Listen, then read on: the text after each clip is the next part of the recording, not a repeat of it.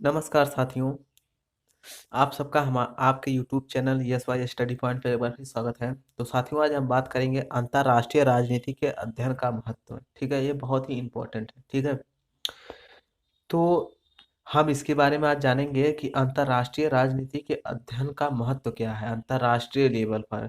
ठीक है, अंतर्राष्ट्रीय लेवल पर जो राजनीति होता है उसका महत्व क्या है, इसके बारे में हम जानेंगे। तो सबसे पहले हम इसके बारे में जान लेते हैं कि अंतर्राष्ट्रीय समस्याओं का समाधान खोजना। ठीक है, इसका कर्तव्य होता है कि जो अंतर्राष्ट्रीय समस्याएं होती हैं उनका समाधान करना इनका कर्तव्य है। ठीक है, तो देखिए, अंतर्राष्ट्रीय राजनीति के अध्ययन का उद्देश्य है कि अंतर्राष्ट्रीय समस्याओं का विश्लेषण करके उनका युक्तियुक्त समाधान करना। ठीक है, यानी जो अंतर्राष्ट्रीय समस्याएं होती हैं उनका विश्लेषण कीजिए, उनके बारे में जानिए और फिर उनका समाधान करना ही इनका काम है। ठीक है, फिर दूसरा है विश्व राजनीति के आधारभूत तत्वों से परिचित होना। ठीक है, तो देखिए, इसमें क्या होता है कि विश्व राजनीति के असली स्वरूप, ठीक है, जो विश्व का राजनीति का जो असली स्वरूप होता है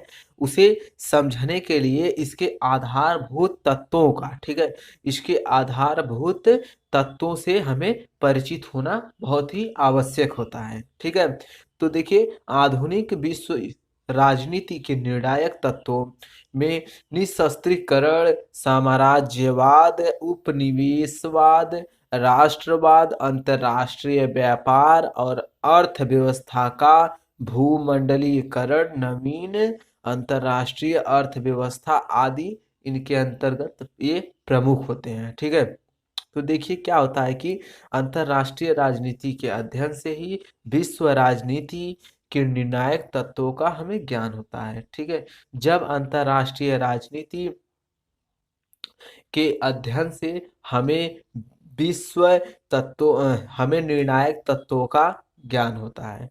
ठीक है, फिर इसका तीसरा है विश्व शांति का आधार तैयार करना। ठीक है, देखिए इसमें है विश्व शांति का आधार तैयार करना भी इसका काम होता है। तो देखिए, विश्व शांति आज के युग की अप्रतिम आवश्यकता है और प्रोफेसर चार्ल्स मार्टिन कहते हैं कि अंतर्राष्ट्रीय राजनीति के अध्ययन की मुख्य समस्या दो विरोधी स्थितियों यानी विश्व शांति तथा युद्ध का एक साथ अध्ययन करना होता है और युद्ध के कारण की खोज करने के बाद विश्व शांति स्थापित करने वाले तत्वों को यह विषम प्राथमिकता से प्रस्तुत करता है। अंतर्राष्ट्रीय का यह कर्तव्य होता है कि हम अपने विश्व में, अपने देश में ही नहीं पूरे विश्व में युद्ध ना हो, उसकी शांति बनाए रखें। इसका कर्तव्य अंतर्राष्ट्रीय राजनीति का होता है। और देखिए, चौथा है कि विश्व सरकार की पृष्ठभूमि तैयार करना। तो देखिए, विश्व सरकार की पृष्ठभूमि क्या तैयार की जाती है इसके बारे में हम देखते हैं कि देखिए, प्रसिद्ध दार्शनिक ब्रटेंडे रसियल कहते हैं कि विश्व सरकार के द्वारा ही विश्व शांति की स्थापना की जा सकती है। यानी पूरे विश्व सरकार, अमेरिका का राष्ट्रपति हो या फिर हमारे भारत के प्रधानमंत्री जी, और मतलब पूरे विश्व के स्तर पर, यानी विश्व के स्तर पर जब लोग जो हमारे मुख्य होते हैं वह जब चाहेंगे तभी शांति बनी रहेगी। और उनका कार्य होता है कि हमारे विश्व में विश्व शांति को बनाए रखना। ठीक है, जब तक राष्ट्र में उग्र राष्ट्रीयता एवं प्रभुता की भावना विद्यमान रहती है, विश्व सरकार एक सपना ही बना रहेगा। देखिए, जब हमारे राष्ट्र में यानी हमारे लोगों के बीच उग्र भावना रहेगी, ठीक है, उसके बाद उनके अंदर संप्रभुता रहेगी, तो हम यह बस कामना कर सकते हैं कि हमारा विश्व सरकार का बनना एक सपना ही रह जाता है। ठीक है, तो अंतर्राष्ट्रीय राजनीति विश्व सरकार की अवधारणा का अध्ययन कराने वाला विषय है। इसके माध्यम से विभिन्न राज्यों में विश्व सरकार के पक्ष में वातावरण तैयार किया जाता है और देखिए इसके बाद है विदेश नीतियों का अध्ययन करना। आखिर में विदेश नीतियां जो होती हैं उनका हम अध्ययन करना इनका अंतर्राष्ट्रीय राजनीति का कर्तव्य होता है, इनका कार्य होता है कि विदेश नीतियों का यह अध्ययन करें। तो फेलिक्स ग्रास कहते हैं कि अंतर्राष्ट्रीय राजनीति का अध्ययन वास्तव में विदेश नीतियों के अध्ययन के अतिरिक्त कुछ नहीं है। ठीक है, तो अंतर्राष्ट्रीय राजनीति का अध्ययन निश्चय ही विदेश नीति के अध्ययन से जुड़ा हुआ रहता है।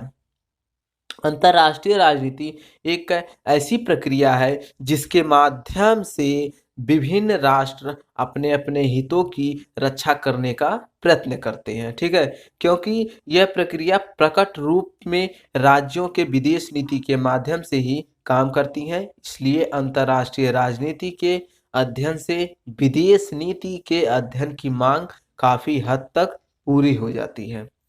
देखिए इसका छठा है कि शक्ति संघर्ष की राजनीति का अध्ययन, यानी जो हमारा शक्ति संघर्ष है, ठीक है, की राजनीति का अध्ययन करना भी इनका कर्तव्य होता है।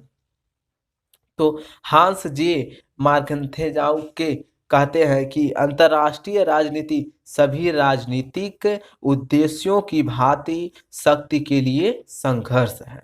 ठीक है, और आधुनिक प्रवृत्ति अंतर्राष्ट्रीय व्यवहार को शक्ति के आधार पर समझने की है। कई विद्वान यह मानते हैं कि प्रत्येक राष्ट्र द्वारा अंतर्राष्ट्रीय क्षेत्र में संपन्न किया गया प्रत्येक कार्य प्रत्यक्ष अथवा अप्रत्यक्ष रूप से शक्ति प्राप्त करने, प्राप्त शक्ति की वृद्धि करने, उसका प्रदर्शन करने आदि से संबंध यह रखता है। ठीक है, तो देखिए अंतर्राष्ट्रीय राजनीति विश्व शक्ति की गूढ़ता को हृदयंगम करता है और शक्ति के परिप्रेक्ष्य में ही अंतर्राष्ट्रीय समस्याओं के मर्म को समझने का प्रयत्न किया जाता है। ठीक है, अब इसकी परिभाषा हम देखेंगे राजनीति का। तो देखिए राजनीति का परिभाषा क्या है। देखिए इस शब्द का मूलतः संस्कृत, यह शब्द मूलतः संस्कृत भाषा का है। जो राजनीति शब्द है वह संस्कृत भाषा का शब्द है। ठीक है, तो इसका अर्थ राजा की नीति से है, परंतु वर्तमान में इस शब्द का अर्थ जिस अर्थ में प्रयोग होता है वह इससे भिन्न है और अधिक व्यापक है।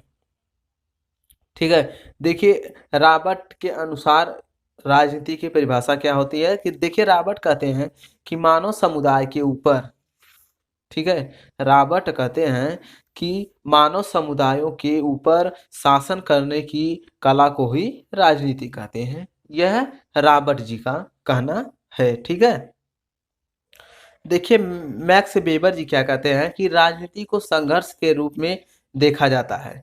मतलब वह कहते हैं कि राजनीति को संघर्ष के रूप में देखा है। ठीक है, तो इनका जो है वह 4 चरण में है। प्रथम चरण है, द्वितीय चरण है और तृतीय चरण है, चतुर्थ चरण है। तो प्रथम चरण में देखिए क्या कहते हैं कि राजनीति का शक्ति के साथ घनिष्ठ संबंध है। प्रथम चरण में यह कहते हैं कि राजनीति, ठीक है, का शक्ति के साथ घनिष्ठ संबंध होता है। और दूसरे में यह कहते हैं कि राजनीति में विभिन्न समूह अपने लिए अधिक से अधिक लाभ व सुविधाएं अर्जित करने का प्रयत्न करते हैं। और तीसरे में यह कहते हैं कि राजनीति में विभिन्न समूह अपने लिए अधिक से अधिक वह कहते हैं कि जिस प्रकार राष्ट्रीय स्तर पर सत्ता प्राप्ति का संघर्ष चलता रहता है वैसे ही अंतर्राष्ट्रीय जगत में भी उखाड़ पखाड़ देखने को मिलती है।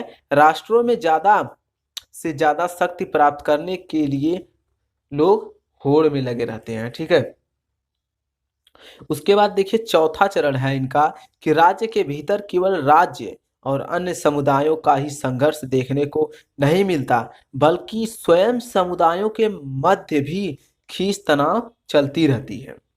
फिर जॉर्ज कैटलिन क्या कहते हैं, इनके बारे में हम देखिए जॉर्ज कैटलिन कहते हैं कि समस्त राजनीति स्वभावतः शक्ति और संघर्ष से संबंधित है। तो अब हम आगे पढ़ेंगे अंतर्राष्ट्रीय राजनीति के 3 महत्वपूर्ण तत्व। यह बहुत ही इंपॉर्टेंट है। देखिए अंतर्राष्ट्रीय राजनीति के 3 महत्वपूर्ण तत्व हैं, राष्ट्रीय हित, संघर्ष एवं शक्ति, इन्हीं में अंतर्राष्ट्रीय राजनीति पूर्ण रूप से इसी में समाहित है। इसके बारे में जान लेते हैं। तो देखिए, राष्ट्रीय हित अंतर्राष्ट्रीय राजनीति का लक्ष्य है, संघर्ष उसकी प्रकृति है तथा शक्ति उसका साधन है।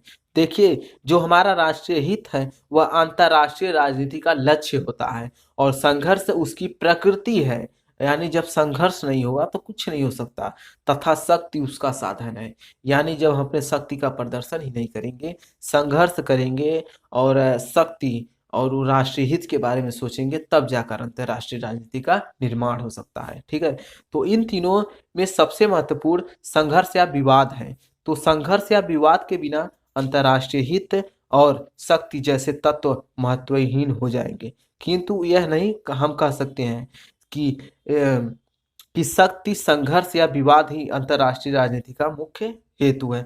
यानी हम यह नहीं कह रहे हैं जो हमारा शक्ति और संघर्ष है या विवाद है वह अंतर्राष्ट्रीय राजनीति के मुख्य हेतु हैं, बल्कि हमारा यह राष्ट्रीय हित भी होना जरूरी होता है। ठीक है, उसके साथ साथ लोगों में प्रेम भाव भी होना बहुत ही जरूरी होता है। तो देखिए, अंतर्राष्ट्रीय राजनीति की परिभाषा देख लेते हैं।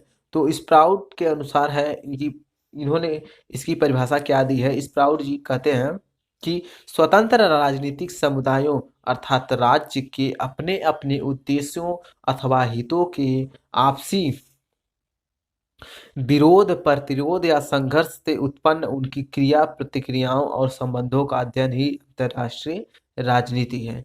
स्प्राउट के अनुसार यह परिभाषा है।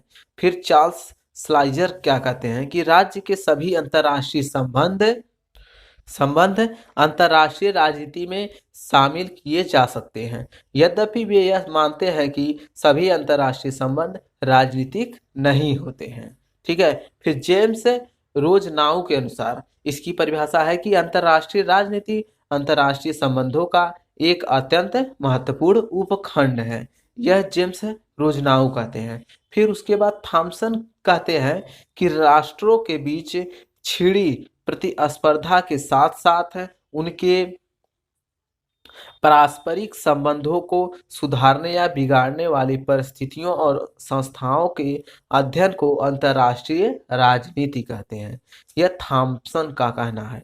और उसके बाद नॉर्मन पेडलफोर्ड और जॉर्ज लिंकन क्या कहते हैं कि अंतर्राष्ट्रीय राजनीति को शक्ति संबंधों के परिवर्तित होते हुए ढांचों के भीतर एक दूसरे से टकराती हुई राजकीय नीतियों के रूप में देखते हैं, इनका कहना है। ठीक है, यदि आपको यह वीडियो पसंद आए तो हमारे चैनल को लाइक, सब्सक्राइब एवं कमेंट जरूर कीजिएगा। ठीक है दोस्तों, और ज़्यादा से ज़्यादा शेयर कीजिए और बेल आइकन को दबा लीजिएगा ताकि आपके पास सबसे पहले हमारा वीडियो पहुँचे। तब तक के लिए